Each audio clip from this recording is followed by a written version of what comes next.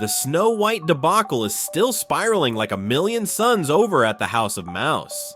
The fallout from this disastrous failure is beginning to solidify into its final form, as nothing seems to be going smoothly for either Disney or the film's lead, Rachel Zegler. There's a lot to unpack here. First up, we've got this: Rachel Zegler reportedly suing Disney over the Snow White controversy. According to Bollywood News, there are rumors that Zegler's legal team is gearing up to take action against Disney and other major film studios for terminating her future contracts without cause. These companies supposedly include Disney, Sony, Paramount, and Lionsgate, all of which had allegedly lined up franchise roles for Rachel Zegler following what was expected to be Snow White's massive success. In an ideal world, Rachel would have just smiled, waved, and the film would have hit theaters, raking in $1 billion with ease. Then, everyone would be indulging in fancy steak and lobster dinners while Rachel cemented herself as the next A-list star every studio would be fighting to cast. Like I mentioned in previous videos, she essentially won the golden ticket to fame, something countless people would give anything for. But now, thanks to her political remarks and her criticism of Trump supporters, things have completely unraveled into chaos. If Zegler were to pursue legal action against Disney and these other companies for dropping her, she would need a solid case. Most likely, these contracts, whether with Disney or other studios, contained what's known as termination clauses. These provisions allow studios to revoke agreements under certain conditions. A clear example would be Disney stating, "If you make anti-Semitic remarks, we have the right to terminate this contract." Naturally, Zegler's legal team would have reviewed these terms before signing, ensuring all parties were on the same page. The same logic applies if an actor were to say, I don't know, something racist, or worst case scenario, commit a serious crime.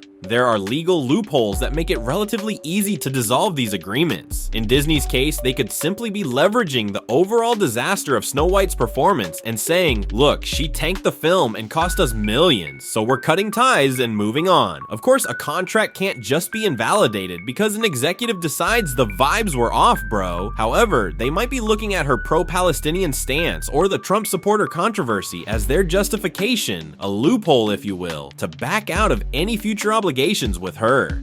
That, of course, opens an entirely new can of worms. You could argue that Rachel expressing support for Palestine isn't inherently offensive to anyone. She's an American citizen and has the right to voice her opinions. And you'd be correct, it's not inherently hateful to say free Palestine, nor is it racist to express dislike for Donald Trump or his supporters. To be clear, I'm paraphrasing, but that was essentially the sentiment she shared on Instagram after Trump won the election. Neither statement is explicitly racist in any form. Controversial? Sure.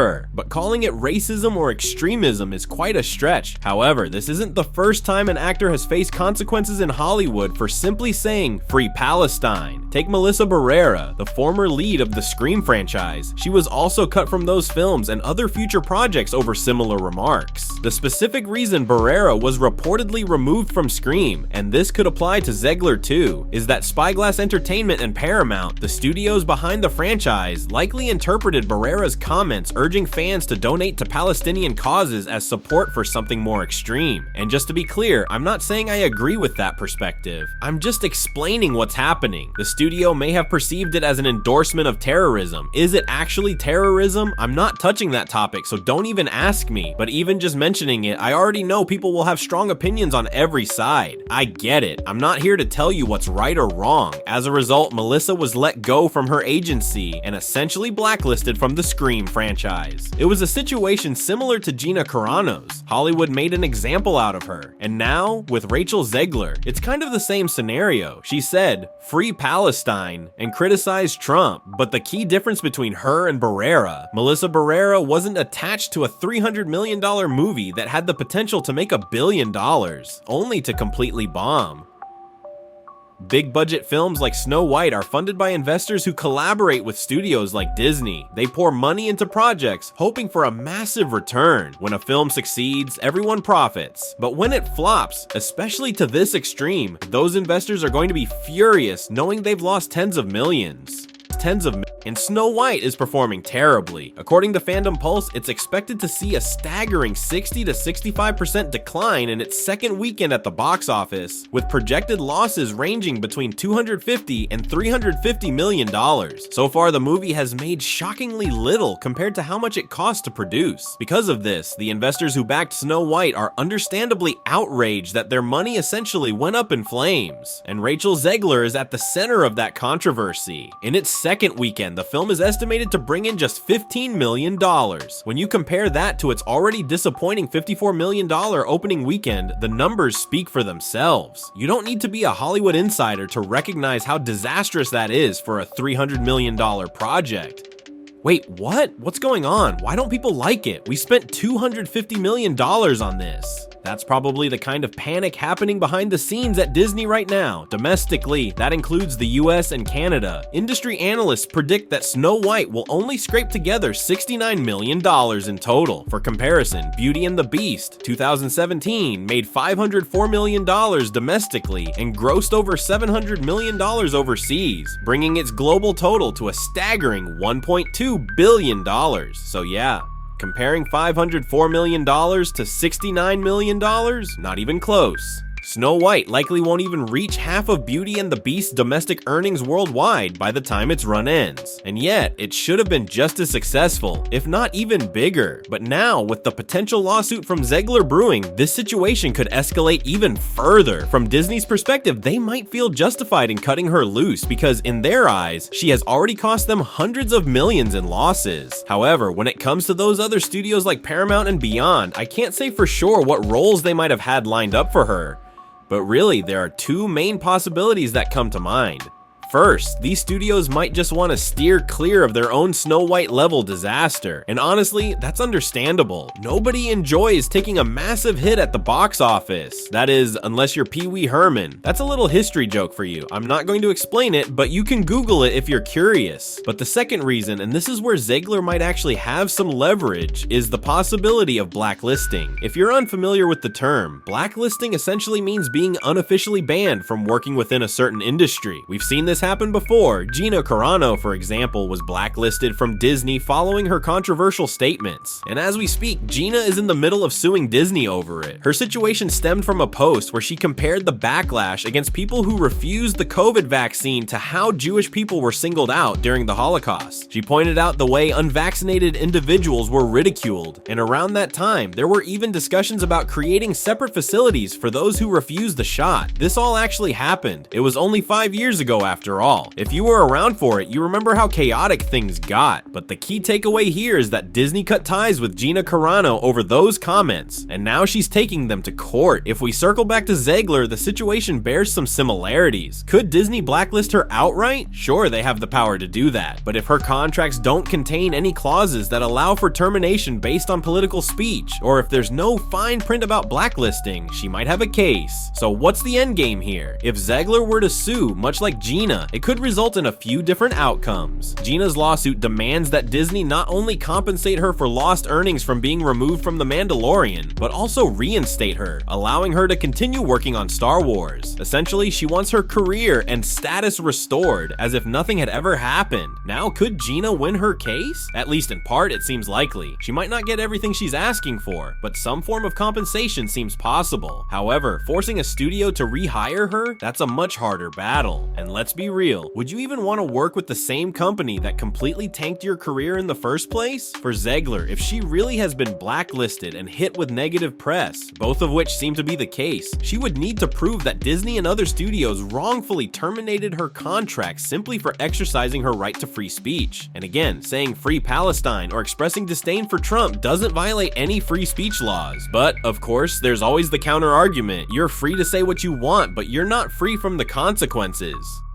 That's where this gets messy. If you look around social media, many people aren't framing this as Zegler being blacklisted for the Trump comments. It's more about her stance on Palestine. A growing number of voices online believe she's being used as a scapegoat because Hollywood tends to lean pro-Israel, and that's not some wild conspiracy. It's a well-documented reality. Now, is it illegal for any industry to lean pro-anything? No, of course not. People are free to support whichever country aligns with their beliefs. But when you put the Israel-Palestine conflict into the equation, things get a lot more volatile. Those in Hollywood who are pro-Israel may interpret support for Palestine as, at best, opposition to their stance, or at worst, support for hostile actions. So to say this situation is a chaotic, tangled mess would be an understatement. Whoever is representing Zegler legally is going to have their work cut out for them. Convincing a jury that Disney is in the wrong for cutting ties with her? That's going to be a massive uphill battle. Personally, I'd bet that after weighing her options, Zegler might decide not to pursue legal action. One major reason, Disney has the financial resources to drag a lawsuit out for years, even decades. They could simply stall until the public moves on, and by then, who knows if anyone would even care about the case anymore. I don't see Zegler pushing forward with it herself, but if Gina Carano has been able to keep her lawsuit going, it's not impossible for Zegler to follow the same path. In both situations, these actors argued that their careers were effectively destroyed for exercising their right to free speech. And ironically, despite her dislike for Trump, Zegler might actually benefit from his policies if she decides to take legal action. Now that Trump is back in power, his administration leans heavily toward protecting free speech and upholding American values. That could work in Zegler's favor. Gina Carano, on the other hand, was fired during a Democratic-led administration when free speech was being more heavily scrutinized. Plus, at that time, Elon Musk didn't own Twitter yet, which is where Gina's original controversy started. So Zegler, whether intentionally or not, is dealing with this situation in a very different political landscape. But it's not all just politics. There's also a personal element at play.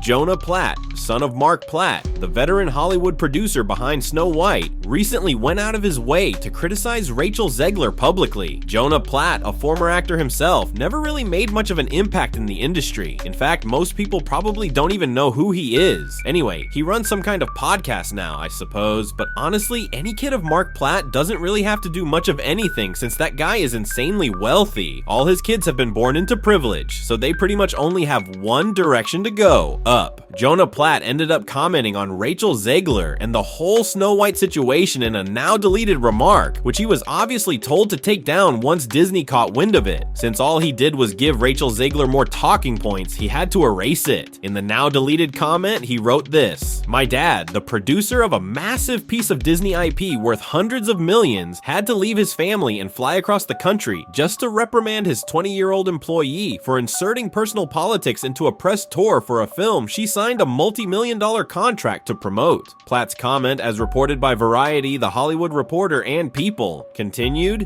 "This is called adult responsibility and accountability. Her actions clearly impacted the movie's box office." Jonah Platt didn't stop there. He went on to say, "Free speech doesn't mean you can say whatever you want in a professional setting without facing consequences. Tens of thousands of people worked on that film, and she took control of the narrative for her own self-interest at the risk of all the crew members, workers, and colleagues who rely on the film's success. Narcissism shouldn't be encouraged or excused." This statement from Mark Platt's well-connected son stirred up a lot of reactions online, and not in a good way. One user pointed out, "Just realize they're making Zegler the scapegoat to distract from the fact that Snow White is flopping because the other lead is a baby-killing war supporter who also happens to be the worst actress known to mankind." They're referring to Gal Gadot, by the way. But as you can see, the situation is a complete mess. One side refuses to watch the movie because Zegler is in it, while the other side wants nothing to do with it because of Gadot. And yet, as many fans keep highlighting, the only person being constantly criticized and held accountable in this mess by the mainstream media is Rachel, not Gal. That doesn't seem fair.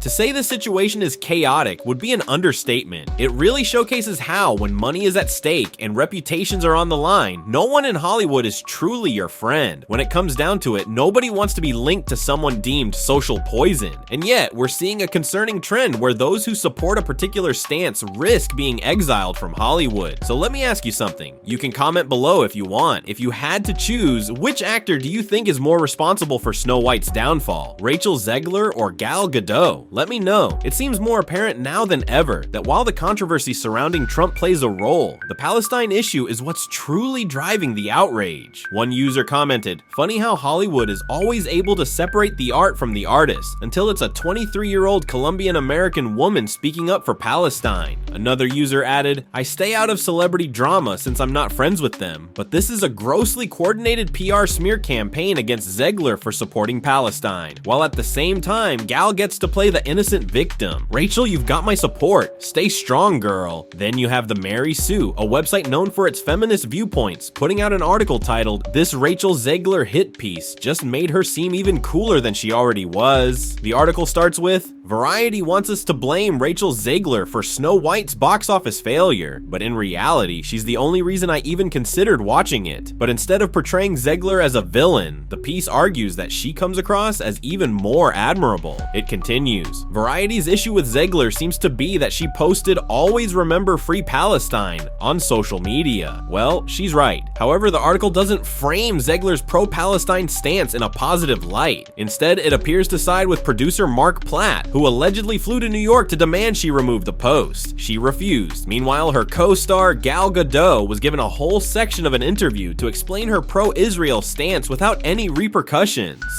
I could go on, but the Mary Sue basically suggests there's a clear agenda against Zegler and that Hollywood is actively trying to silence her.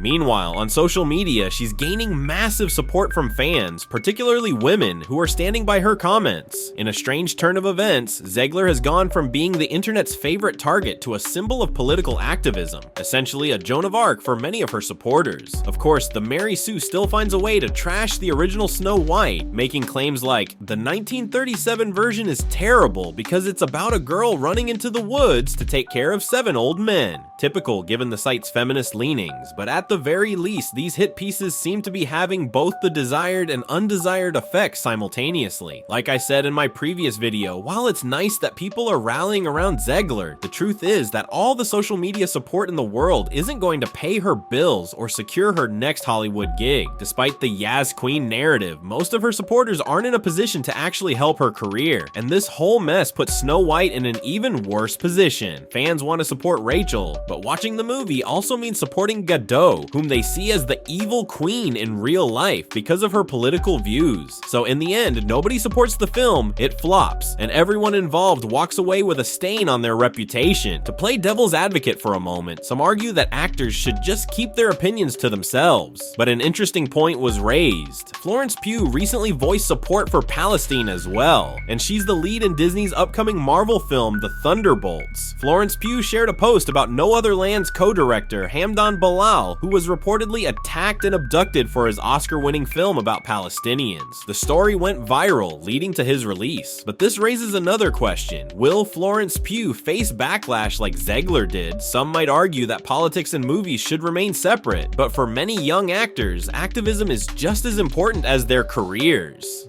They see it as their duty to use their platform for social causes, even if it carries risks. Maybe to them, the consequences are worth it if it spreads awareness. Right now, Rachel Zegler is facing serious backlash from Hollywood media. That's undeniable, and as this situation continues to unfold, it's only going to drive a deeper wedge between fans and film studios. We've reached a point where political activism is the most important issue for many young people, yet some don't seem fully aware of the consequences of their outspokenness.